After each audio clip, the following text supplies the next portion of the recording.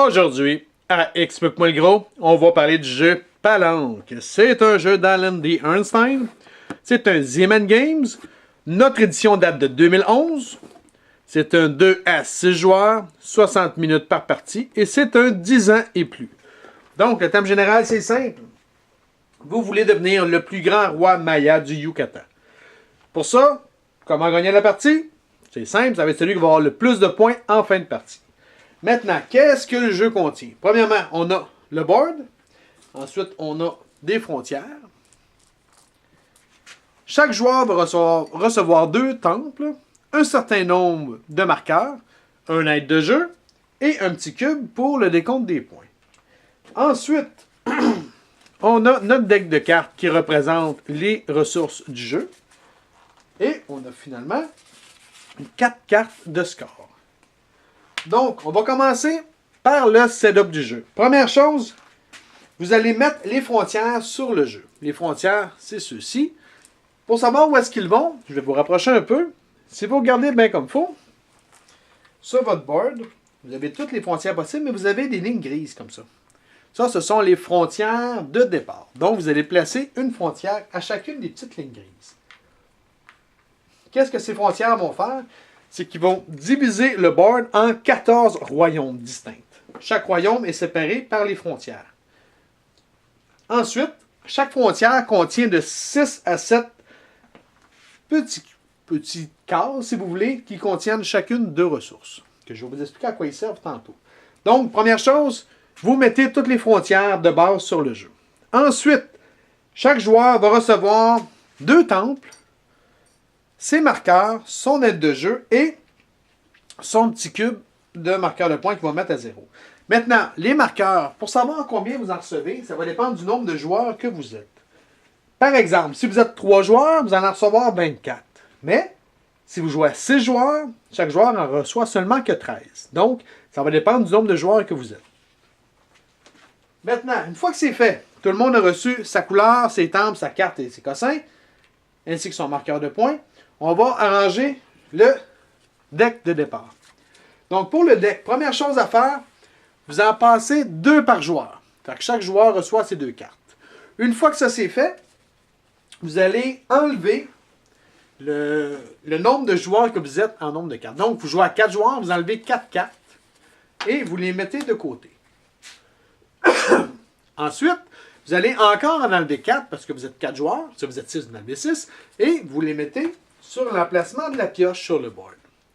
C'est bien. Ensuite, vous prenez ce qui reste et vous le séparez en 4 piles presque pareilles. Il ne pas fou, là. Vous mettez ça presque pareil seulement. Une fois que vous avez vos 4 piles, vous prenez vos 4 cartes de scoring et vous en mettez une sur chacune des 4 piles que vous avez faites. Ensuite, vous la brassez et vous les remettez par-dessus les 4 cartes qui étaient sur la pioche déjà. C'est bien, comme ça. Et ensuite, les fameuses 4 cartes qu'on a mis de côté en début de partie, vous les mettez par-dessus. Ça va constituer votre pioche pendant la partie. C'est bien? Donc, une fois que ça c'est fait, vous allez pouvoir... Chaque joueur va prendre un certain nombre de marqueurs et on va faire le placement de départ. Pour savoir combien vous en placez, encore là, ça dépend du nombre de joueurs. Si on joue une partie à 3 joueurs, chaque joueur va en prendre 4 qu'il va placer avant de partir la game. Si vous jouez à 4 joueurs, vous en prenez 3. Et si vous jouez à 5 ou 6 joueurs, vous en prenez seulement que 2. Donc, chaque joueur va en jouer un. Et à tour de rôle, vous allez en placer un sur un espace inoccupé. Jaune pourrait jouer ici. Rouge là. Blanc ici. Bleu. Vous faites ça. Vous en placez selon le nombre de joueurs que vous êtes. Une fois que ça c'est fait, on va pouvoir commencer la partie. Un tour de jeu, c'est simple. Il y a 5 étapes par tour de jeu. Je vous les écris encore ici avec ma superbe écriture. Donc, première chose. Première étape, vous pigez une carte. Si jamais vous tombez sur une carte des comptes, on a mis 4 tantôt. Si vous tombez dessus, vous passez par-dessus l'étape 2 et 3 et vous allez directement à l'étape 4 qui est des comptes. Sinon, on va continuer l'ordre standard. Donc, vous pigez une carte, première chose. Deuxième chose, vous jouez votre carte. En jouant votre carte, vous allez pouvoir tomber à l'étape 3 et vous avez 3 points d'action qui sont reliés à votre carte à jouer. Je vais vous les expliquer, ça ne sera pas trop long. Une fois que ça c'est fait, 4, on a le décompte, s'il y en a un, et finalement, la défausse. Donc, première chose à faire, vous pigez votre carte. Vous pigez votre carte, si ce n'est pas une carte décompte, on continue, on joue notre carte. Maintenant, quand vous jouez votre carte, vous avez droit à ces actions-là. Qu'est-ce que sont les actions? Je vous les explique direct là. Premièrement, si vous avez 3 points d'action à jouer pendant votre tour, vous les jouez selon ce que vous avez, ce que vous voulez faire. La première action que vous pouvez faire, c'est d'ajouter un marqueur adjacent à un qui est déjà là. Donc, je vais vous rapprocher un petit peu. Okay. Admettons que je suis jaune. Okay. Et je suis ici.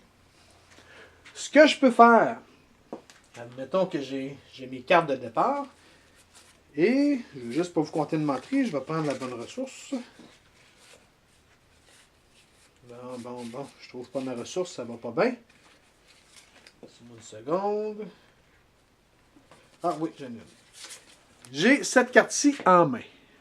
Donc, je peux jouer cette carte-ci. OK, je joue ma carte.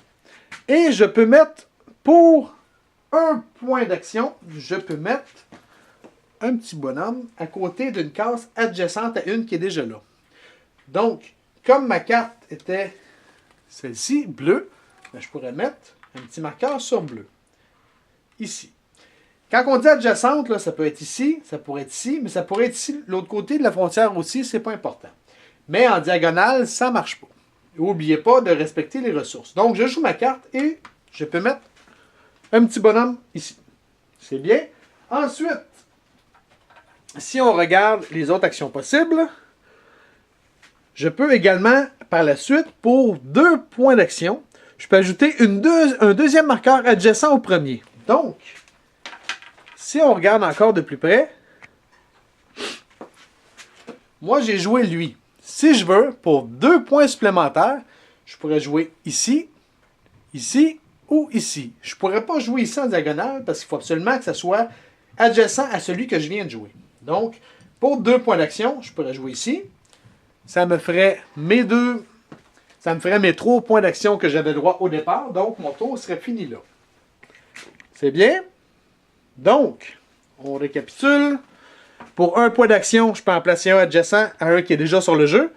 Et par la suite, si je veux, pour 2 points d'action supplémentaires, je peux en ajouter un deuxième marqueur adjacent au premier que j'ai posé. C'est bien? Maintenant, pour 2 points d'action, je peux ajouter un marqueur où je veux sur le jeu. Je paye mes 2 points d'action, je paye ma carte bleue, puis je peux mettre un bleu où ce que je veux. Ici, c'est bleu, je peux mettre mon petit marqueur. Donc, ça, c'est pour 2 points d'action. Ensuite, ici, on dit que pour 1 point d'action, je peux déplacer une case royaume du jeu. Bon, qu'est-ce que ça veut dire? Si on regarde ici, si je veux, ça veut dire que pour 2 points d'action, je pourrais agrandir ce royaume-là de 1. Donc, je pourrais décider que cette case-là, maintenant, elle appartient à ce royaume-là. Donc, j'agrandis le royaume. Je pourrais également faire la même chose de l'autre bord, si je veux. Je pourrais décider que, mettons, cette case-là appartient dorénavant à celle-là ici. Donc, c'est moi qui décide quelle case que je veux. Il y a une règle importante à respecter. C'est qu'un royaume doit avoir au minimum 2 espaces, 2 cases. Donc, je ne pourrais pas finir avec un royaume qui a juste une case. Il faut absolument qu'il y ait 2 cases minimum. Et il va y avoir aussi une règle pour ce qui est des temples. Je vais vous l'expliquer tantôt. Donc, pour 2 points d'action, j'ai agrandi une frontière d'un des royaumes. C'est bien? C'est bien ça? Excusez, 1 point d'action. J'avais dit 2. Maudit que je suis menteur. Pour 1 point d'action, je déplace une case royaume. Maintenant, pour 2 points d'action, je peux faire un échange de 2 marqueurs sur le jeu. Donc, je paye mes 2 actions et je peux faire un switch. Donc, le jaune qui est là, je le change avec le rouge. C'est pas supposé, je ne suis pas obligé de prendre un de mes marqueurs à moi. Moi, je suis jaune, mais je peux faire un échange de rouge à blanc si je veux. Je fais un échange de 2 endroits, de 2 marqueurs, peu importe c'est à qui, du jeu. C'est bien. Ensuite, quelles sont les autres choses que je peux faire? On a les temples. Pour 3 points d'action, je peux mettre un des temples. On n'en a seulement que 2 par personne. Donc, si je veux poser un temple, premièrement, pour mettre un temple, il faut que je paye ma carte. Donc, il faut que je mette mon temple sur une case qui fit avec la carte. Ensuite, le temple, moi je suis jaune. Si je veux mettre un temple jaune, il faut que je le mette sur un espace qui est inoccupé. C'est bien. Ensuite, je ne peux pas mettre un temple sur une frontière. Comme ici. Je ne pourrais pas le mettre parce que non, je pourrais dire. Je ne peux pas le mettre sur un bord de jeu, comme ici. Et je ne peux pas le mettre sur le bord d'une frontière. Il faut absolument qu'elle soit, comme admettons, ici. Ici, elle n'est pas sur le bord de personne, puis il n'y a pas de frontière qui la côtoie. Vous comprenez ce que je veux dire? Je vais vous rapprocher un peu parce que j'ai l'impression que je n'étais pas super clair. Donc, pour mon temple, je ne peux pas le mettre ici parce que je suis collé sur une frontière. Il ne faut pas qu'il y ait de frontière qui touche à mon temple. Donc, si vraiment, là, j'aurais le mettre, je n'aurais pas le choix que les frontières soient plus grandes. Si je le mettrais ici, là, je serais conforme parce que j'ai aucune frontière qui touche directement à mon temple. Et c'est la même chose pour les bords de jeu. Je ne peux pas mettre ici parce que je suis sur un bord. Et en plus, j'aurais deux frontières. Même si mes frontières seraient tassées, comme ça, je ne peux pas le mettre là parce que je suis sur le bord du jeu. Donc, c'est une des premières règles pour les temples. Donc, une case inoccupée, il ne faut pas qu'il y ait de frontières, il ne faut pas que je sois à côté d'une frontière ni sur un bord de plateau. Je dois respecter ma fameuse carte. Ensuite, par la suite, il n'y a plus aucune frontière qui va pouvoir changer en l'entour. Donc, comme je disais tantôt, on peut agrandir les frontières, mais si je suis ici, pendant un autre tour, je ne peux pas agrandir la frontière comme ça, parce que sinon, je colle une frontière sur un temple. Donc, dès qu'un temple est joué, on ne peut plus mettre de frontière alentour. Jamais, jamais, jamais. Ensuite, un temple ne peut pas changer de place. Il reste là pour la partie. Une autre chose, admettons qu'on est comme ça. Si j'ai un marqueur ici, tantôt on parlait que pour un certain nombre d'actions, on pouvait faire un switch de 2, comme mettons de blanc à jaune. Mais si les marqueurs sont à côté d'un temple, ils ne peuvent pas être changés de place. Ils doivent rester là. C'est bien? Good. Ensuite, chacun des temples, lorsqu'on va faire un décompte, que je vais vous expliquer tantôt, chaque temple calcule comme étant 2 marqueurs. Donc, c'est assez puissant. N'oubliez pas, vous n'en avez seulement que 2. Donc, je récapitule pour ce qui est des temples. Lorsque vous voulez poser un temple, première chose, il faut qu'elle soit sur une case inoccupée. Deuxième chose, il ne faut pas qu'il y ait de frontières alentour ni de bord de table. Ensuite, il faut respecter la carte, donc payer une carte pour pouvoir la poser. Ensuite, un temple ne peut pas changer de place. Un temple vaut 2 points lors du décompte. Ensuite, les frontières alentour ne peuvent pas changer non plus. Donc, on ne peut pas coller une nouvelle frontière sur un temple. Et dernière chose, un marqueur sur le bord d'un temple ne peut pas changer de place. Donc, maintenant, on va continuer avec notre dernière action, qui est une réservation pour notre prochain tour. Si vous voulez, pour un point d'action, vous pouvez prendre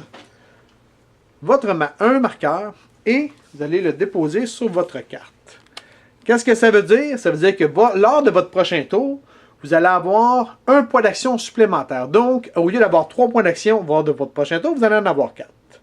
Vous pouvez faire ça seulement qu'une fois par tour. Donc, vous ne pouvez pas avoir 3 tours supplémentaires pour le prochain. Là, ça ne marche pas. Une fois par tour, vous payez un point d'action et vous reportez, dans le fond, votre point d'action pour le tour prochain. Donc, c'était la dernière chose que vous pouvez faire. Je vais les récapituler comme un fatigué encore, vite fait, pour être certain que vous avez tout compris. Donc, vous avez 3 points d'action à votre tour. Le premier, vous pouvez ajouter un marqueur adjacent à un qui est déjà sur le jeu pour 1 point d'action. N'oubliez pas de payer la carte. Ensuite, si vous voulez, vous pouvez, pour 2 points d'action, en ajouter un deuxième adjacent au premier que vous avez mis. Ces deux-là sont interconnectés. N'oubliez pas de payer la carte. Ensuite, pour 2 points d'action, je peux ajouter un marqueur où je veux sur le jeu. Il me faut une carte encore. Ensuite, pour 1 point d'action, je peux déplacer les frontières d'un pour agrandir un royaume. N'oubliez pas qu'il faut qu'il y ait 2 cases minimum par royaume. Et si vous déplacez, n'oubliez pas de regarder les temples. Vous ne pouvez pas les déplacer à côté d'un temple. Ensuite, pour 2 autres points d'action, je peux changer 2 marqueurs de position, qu'ils soient moi ou non. Ensuite, pour 3 points d'action, je peux poser un temple. Et pour 1 point d'action, je peux reporter une action au tour prochain. Donc, ça me coûte 1 point d'action. Je peux faire seulement ça une fois par tour.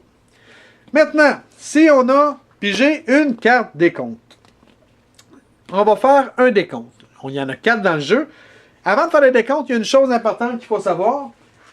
C'est que vous devez absolument jouer la carte décompte tout de suite. Vous n'avez pas le choix de la reporter. Vous la pigez, vous la jouez. Et si vous la jouez, vous avez, juste avant de faire le décompte, vous pouvez soit jouer un point d'action tout de suite, ou vous pouvez en jouer 4 après le décompte. C'est à votre choix. Maintenant, comment les décomptes vont fonctionner? C'est simple. La manière que ça fonctionne, c'est que on va calculer chacun des royaumes pour voir qui est le plus présent dans chaque royaume. Celui qui va être le plus présent, bien, il va rapporter autant de points que le marqueur. Ensuite, le deuxième va rapporter la moitié des points que le premier a remporté. Maintenant, c'est bien beau dit de même, on va vous le montrer, ça va être plus simple. Si on regarde, admettons, je vais enlever ça, puis je vais mettre quelques petites affaires comme ça. Mettons qu'on est à mancher comme ça. Donc, premièrement, le royaume il est délimité comme ça. Donc, il y a 1, 2, 3, 4, 5, 6, 7, 8, il y a 12. 3, 6, 7, 8, 9, 10, 11. Il y a 11 emplacements dans ce royaume-là. Donc, on va regarder qui est-ce qui en a le plus. Jaune en a 4, bleu en a 3, puis je pense que c'est vert, ça. Vert en a 2. Donc, celui qui en a le plus, c'est jaune. Donc, jaune va faire 4, 5, 6, 7, 8, 9. Jaune va faire 9 points qu'on va rajouter sur la piste de score qui est en autour du plateau. Ensuite, bleu est celui qui en a le plus. Donc, moi, si j'ai fait 9, mais bleu va faire la moitié de ce que j'ai fait. Arrondi au minimum. Donc, bleu va faire 4 points. Vert fait absolument rien. Maintenant, s'il y a une égalité, comme ici, bleu et jaune ont toutes les deux 4 et vert a 2, bien, on va calculer les points. On a 4, 5, 6, 7, 8, 9, 10. Il y en a 10, bien, ils vont faire 5. Il y en a un qui va faire... Comment je peux dire? On a 10 au total. Donc, le premier fait 10 et le deuxième aurait fait logiquement 5. Donc, on a 15. On va séparer le 15 pour la première et la deuxième position pour les 2 personnes qui en ont le plus. Donc, ils vont faire 7 points chaque. C'est bien? Donc, c'est de cette manière-là qu'on va calculer. Maintenant, comme on disait tantôt, les temples valent 2. Donc, même si je suis comme ça, ben, jaune aurait 1, 2, 3, 4, 5, bleu aurait 3 et vert 2. Parce que le tombe compte pour 2. Donc, c'est jaune qui aurait les points. C'est bien? Donc, on fait le décompte comme ça de chacun des royaumes. On met les points sur la piste de score qui est alentour. Une fois que tous les royaumes sont comptés, mais là, on regarde la personne à qui c'était. Si la personne avait décidé de jouer un point d'action avant le décompte, son tour est fini. Sinon, il peut jouer ses 4 points d'action après le décompte. C'est bien? Maintenant, une fois que le décompte est fait, s'il y en avait un, on tombe à l'étape 5 qui la défausse. Donc, on défausse la carte qu'on va mettre ici et le tour est fini. Maintenant, quand est-ce que la game finit? C'est simple. Il y a 2 manières. Lorsque un des joueurs n'a plus aucun marqueur. Donc, quand il y a un joueur qui n'a plus de petits pions ronds, c'est fini. Sinon, c'est lorsqu'il n'y a plus de cartes. C'est les deux seules manières de clairer la partie. Maintenant, quand on arrive à un de ces deux-là, il n'a pas de décompte final. Là. Dès qu'il n'y a plus de marqueur, quelqu'un n'a plus de marqueur, quelqu'un n'a plus de carte, la game arrête là, on regarde qui est-ce qui a le plus de points, puis la game est finie. C'est bien? Maintenant, si vous avez des questions, vous m'écrivez, je vais essayer d'y répondre. Et sur ce, ben, bonne game!